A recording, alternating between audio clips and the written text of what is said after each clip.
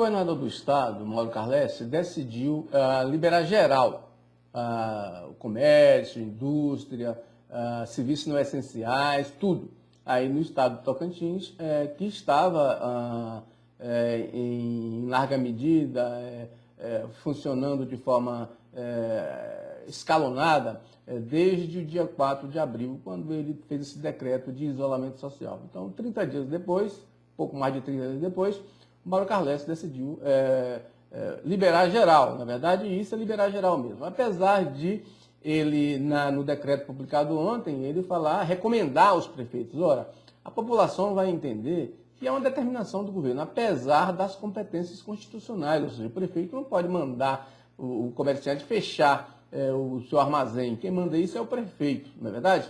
Então, tem competências constitucionais aí concorrentes, que aí o governo teria que chamar os prefeitos e conversar. Olha, vamos todo mundo decidir fechar, ou todo mundo decidir abrir. Na verdade, quando o Mauro Carles determinou o isolamento, ele estava seguindo o Ministério da Saúde. É uma medida de bom senso, ou seja, o Covid-19 estava aí e não há vacina. Então, o isolamento social é mais que uma imposição, não de governo, mas uma imposição de saúde pública, não é verdade?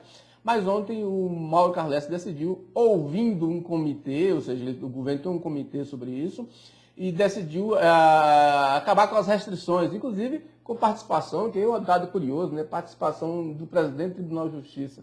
O mesmo Tribunal de Justiça que esta semana determinou a uma prefeitura do interior, de Guaraí, por exemplo, já tinha determinado Araguaína, já tinha determinado em outros municípios, o cumprimento de medidas restritivas, ou seja, o presidente do Tribunal de Justiça estava ontem lá com Carles endossando, assim como o Ministério Público, endossando a eliminação dessas restrições e essa recomendação aos prefeitos, que os prefeitos devem seguir ou não. Aí os prefeitos têm uma opção, ou segue a determinação do governo, ou seja, ou segue a sua própria determinação. Aí no meio de si, evidentemente, tem um desgaste, porque as pessoas que não têm informação sobre o Covid e que estão sendo alimentadas aí pela rede social, e os comerciantes que veem seus lucros diminuir, eles não estão nem aí para a Covid, ou seja, eles querem o quê? O lucro, e as pessoas querem andar sem saber o que vai ocorrer com suas vidas, quando a ciência já diz o que vai ocorrer se você está submetido ao Covid-19. Aliás, a decisão do governo, ela implica diretamente na capital. Imagina, a capital, desde domingo, nós estamos convivendo com a presunção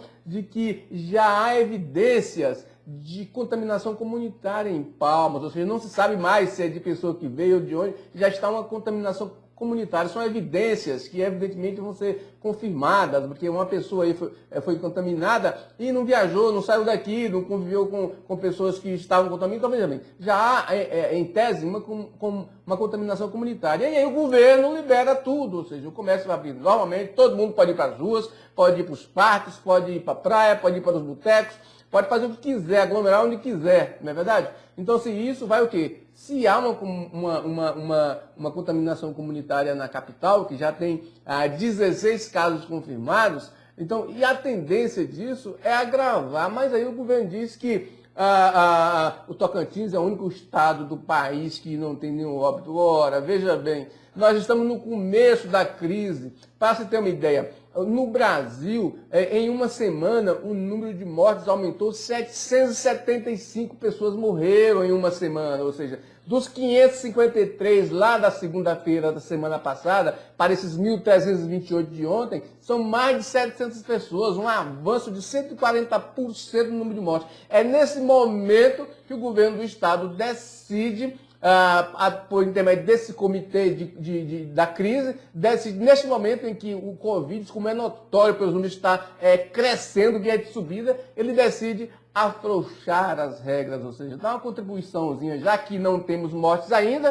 porque não tê-las, não é verdade? Não podemos ficar nesse contexto e nessa relação entre as unidades federativas de único estado sem morte, né? Aliás, outra coisa interessante, o governo acha, por exemplo, esse decreto, ele acha, ou seja, que porque não teve nenhuma morte agora, até agora não terá pela frente, como se o Estado tivesse barreiras, como se o Estado estivesse imunizado. Pelo contrário, a subnotificação, como os médicos falam, é estrondosa no Tocantins. Nós temos apenas um laboratório público e as pessoas não têm acesso a esse laboratório público. Então, a questão é muito grave. No momento que o governo vinha andando assim de forma coerente nesse combate, e vamos reconhecer que ele tomou medidas importantes, relevantes, até na contramão do sentimento de outros estados da federação, ele estava até aqui administrando isso. E agora resolveu afrouxar, logo depois daquela determinação política de Jair Bolsonaro, de que os governos teriam que afrouxar isso aí por causa da economia.